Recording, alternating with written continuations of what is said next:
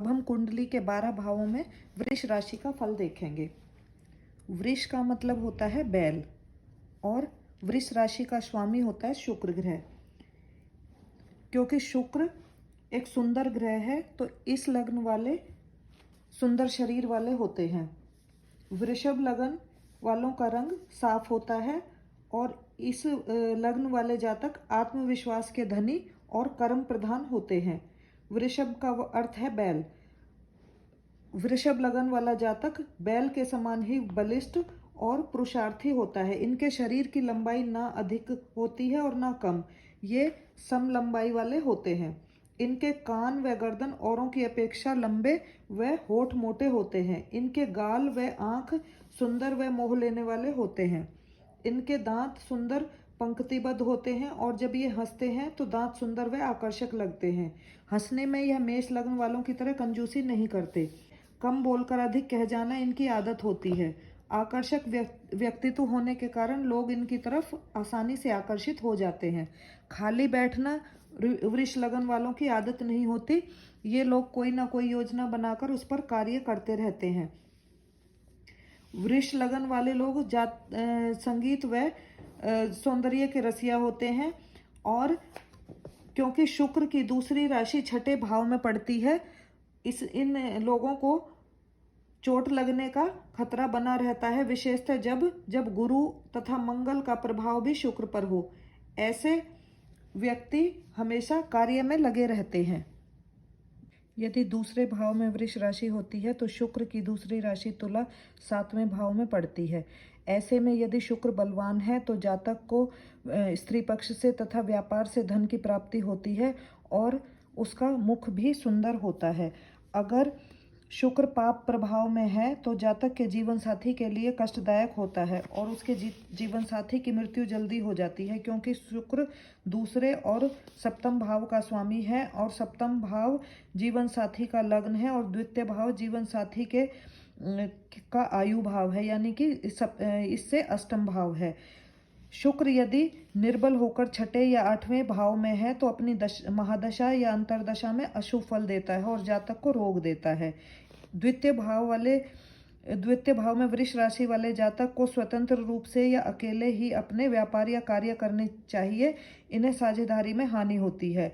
ऐसे जातक धनवान तो अवश्य होते हैं, दलाली अथवा एजेंट के कार्यों में इन्हें ज़्यादा सफलता मिलती है। यदि वृष राशि तीसरे भाव में होती है तो शुक्र तीसरे और 8वें यानी कि तृतीयेश और अष्टमेश बन जाता है। यदि शुक्र बलवान है तो दीर्घायु देता है, क्योंकि ये दोनों ही भाव आयु के हैं। इस व्यक्ति की छोटी बहनें प्रचुर संख्या में होती हैं। यह व्यक्ति विलासिता प्रिय होता है और विलास के लिए जान जोखिम तक के कार्य कर डालता है। शुक्र यदि निर्बल पापयुक्त पापदृष्ट हो तो जातक अल्पायु होता है और छोटी बहनों की इसको हमेशा कमी रहती है। वृष राशि यदि चौथे भाव में होती है तो इसकी दूसरी राशि तुला 9वें भाव में होती है। यहाँ पर शुक्र चतुर्थेश तथा नवमेश होने के कारण योग कारक ग्रह बन जाता है और अपनी दशा अंतरदशा में बहुत शुभ फल देता है। यदि शुक्र बली है तो व्यक्ति को भूमि भवन वाहन की प्राप्ति होती है। वह जनकार्यों में भाग लेने वाला, उसका भाग्य जनता में सर्वप्रिय होने के कारण खूब चमकता है। यदि शुक्र निर्बल तथा पापयुक्त पापदृष्ट हो तो पिता की अल्पायु होती है, क्योंकि शुक्र पिता के स्थान नवम से तृतीयेश तथा अष्टमेश बनता है और उसकी आयु को बताने वाला हो जाता है। उस व्यक्ति के जीवन में अचानक से ही बहुत कष्ट आ जाते हैं। वृष राशि 5वें भाव में होने पर शुक्र की दूसरी राशि तुला 10वें भाव में पड़ती है। यहाँ पर शुक्र पंचमेश तथा दशमेश हो जाता है और एक त्रिकोण तथा एक केंद्र का स्वामी होने के कारण यह योगकारक हो जाता है। योगकारक शुक्र शुभ धन पदवी आदि को देने वाला होता है। बलवान शुक्र पुत्र द्वारा शुभ कार्यों को करवाने वाला, मंत्रणा शक्ति तथा शासन शक्ति को देने वाला होता है। और यदि शुक्र निर्बल पापयुक्त पापदृष्ट हो तो फिर भी शुक्र अपनी दशा अंतरदशा में थोड़ा बहुत तो लाभ करवाता ही है।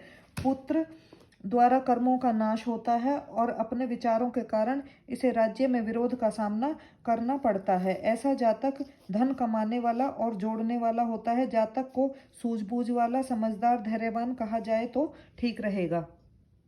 छठे भाव में वृष राशि होने पर शुक्र की दूसरी राशि तुला एकादश भाव में पड़ती है। तो यहाँ पर शुक्र छठे और 11वें भाव का स्वामी बनता है। दोनों ही स्थान चोट के हैं। शुक्र और मंगल इस लग्न में जिस भाव या भावेश को अपनी युति अथवा दृष्टि द्वारा प्रभावित करेंगे उसे चोट पहुंचाएंगे। जैसे यदि मंगल और शुक्र मिलकर 7वें स्थान पर बैठे हैं तो उसकी स्त्री को चोट लगेगी। यदि मंगल और शुक्र दोनों 8वें स्थान पर स्थित हैं तो व्यक्ति की मृत्यु आघात द्वारा होगी। यदि शुक्र तथा शनि दोनों अपनी युति या दृष्टि द्वारा किसी भाव या भावेश को प्रभावित करेंगे तो उस भाव द्वारा प्रदर्शित अंग में रोग होगा। जैसे शुक्र और शनि यदि पंचम भाव में होंगे तो पेट में हमेशा रोग लगे रहेंगे, क्योंकि यहाँ पर शुक्र रोगेश है। जैसे शुक्र बलवान होने पर माता की छोटी बहनों की संख्या में वृद्धि होगी, परंतु शुक्र का बलवान होना धन के लिए विशेष अच्छा नहीं है। यदि वृष राशि 7वें भाव में है तो शुक्र की दूसरी राशि तुला 12वें भाव में पड़ती है। यहाँ पर शुक्र 7वें भाव का तथा 12वें भाव का स्वामी बनता है और दोनों ही भोग और काम तृप्ति के स्थान होते हैं।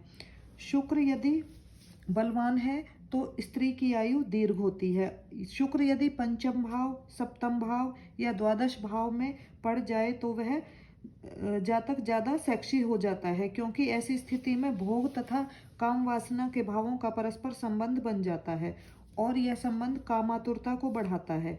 ऐसे जातक का ज़्यादातर व्यय अपनी स्त्री पर होता है। यदि 7वें भाव में स्थित शुक्र पर तीसरे भाव में स्थित राहु की तथा मकर के स्वामी शनि की दृष्टि हो तो वह विवाहित होकर भी दूसरी स्त्रियों से संबंध रखने वाला होता है, क्योंकि राहु में अन्यत्व है और शनि अन्य स्त्री है और शुक्र स्त्री भाव का स्वामी तथा कारक होने के कारण स्त्री का पूरा प्रतिनिधित्व करता है। यदि वृष राशि 8वें भाव में है तो शुक्र की दूसरी राशि तुला लग्न भाव में होती है। यहाँ पर शुक्र लग्नेश तथा अष्टमेश दोनों बन जाता है। यदि शुक्र बलवान होगा तो दीर्घायु देता है और यदि निर्बल होगा तो अल्पायु देता है। शुक्र तथा अष्टम भाव पर पड़ा हुआ प्रभाव मृत्यु का कारण बताने वाले होते हैं। शुक्र की दशा अंतरदशा बुरा फल नहीं करती, क्योंकि यहाँ पर शुक्र लग्नेश भी होता है। यदि वृष राशि 9वें भाव में है तो शुक्र की दूसरी राशि तुला दूसरे भाव में पड़ती है। यहाँ पर शुक्र दूसरे भाव का फल न देकर 9वें भाव का फल देता है। अब यह शुभ हो जाता है। ऐसा जातक धर्म के प्रति बहुत श्रद्धा रखता है।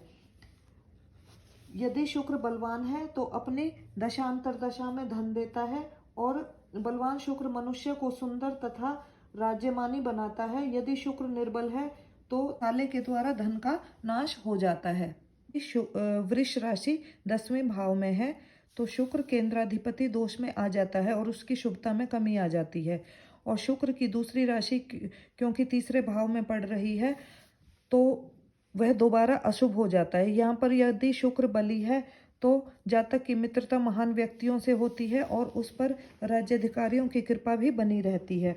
और यदि शुक्र कमजोर है तो उसे शनि की दशा में रोग आदि मिलते हैं। एकादश भाव में वृष राशि पड़ने पर शुक्र की दूसरी राशि तुला चौथे भाव में पड़ती है। चौथे भाव के शुक्र को केंद्राधिपति दोष लगता है और वह अपनी शुभता खो देता है। और 11वें भाव में वृष राशि होने के कारण शुक्र अशुभ हो जाता है।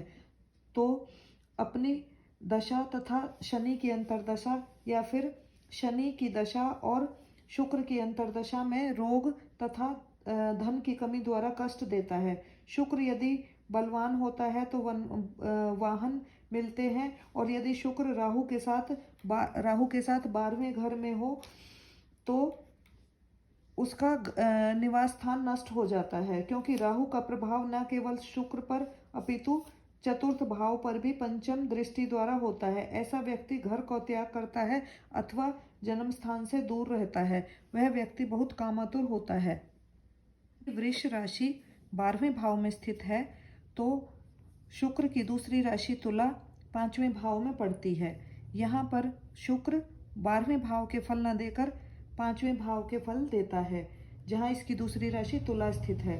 शुक्र अपनी दशांतर दशा में धनादि का फल देने वाला होगा, और यदि शुक्र 7वें स्थान में पे होगा तो जातक कामातुर होता है, क्योंकि 12वां भाव भोग का है, 5वां भाव प्रेम का है और 7वां भाव काम का है। यदि शुक्र निर्बल है तो जातक पुत्र से हानि पाता है और अपने गलत निश्चय के कारण नुकसान उठाता है। धन्यवाद।